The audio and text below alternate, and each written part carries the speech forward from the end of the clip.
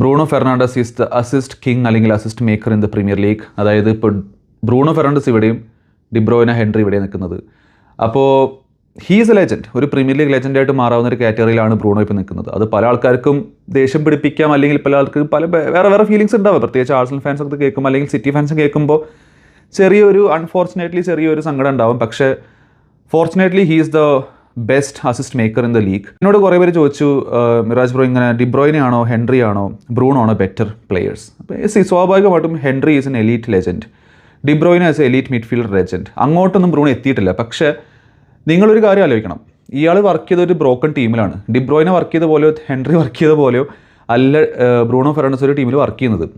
വളരെ ഡിഫറൻസ് ഉണ്ട്. പക്ഷേ ഇയാൾ ക്രിയേറ്റ് ചെയ്യുന്ന നമ്പേഴ്സ് എടുത്തു കഴിഞ്ഞാൽ ഇറ്റ്സ് എലീറ്റ് കാറ്റഗറി, ഒരു ലെജൻഡറി സ്റ്റാറ്റ് ലിസ്റ്റ് വരാൻ പറ്റുന്ന നമ്പേഴ്സാണ്. അപ്പോൾ അതാണ് റിയാലിറ്റി. പിന്നെ ഞാൻ ഇടയ്ക്ക് കണ്ടൊരു സ്റ്റാറ്റായിരുന്നു, അതായത് ഡിബ്രോയിന 20 അസിസ്റ്റ് എടുത്ത സീസണിൽ അയാളുടെ നമ്പേഴ്സും ബ്രൂണോ ഫെർണാണ്ടസ് 21 അസിസ്റ്റ് എടുത്ത സീസണിലെ നമ്പേഴ്സും വെച്ച് കമ്പയർ ചെയ്യുമ്പോൾ Bruno is A better midfielder, അല്ലെങ്കിൽ ഏറ്റവും കൂടുതൽ ക്രിയേറ്റീവായിട്ട് ഔട്ട്പുട്ട് തരുന്ന ഒരു മനുഷ്യൻ ബ്രൂണോ ആണ്. അത് സ്റ്റാറ്റ്സ് ബാക്ക് ചെയ്യുന്നുണ്ട്, അതാണ് സംഭവം. അപ്പോൾ നിങ്ങളുടെ ഒപ്പീനിയൻസ് താഴെ കോമെൻറ്റ് ചെയ്യുക. How do you feel about this record breaking from Bruno Fernandez?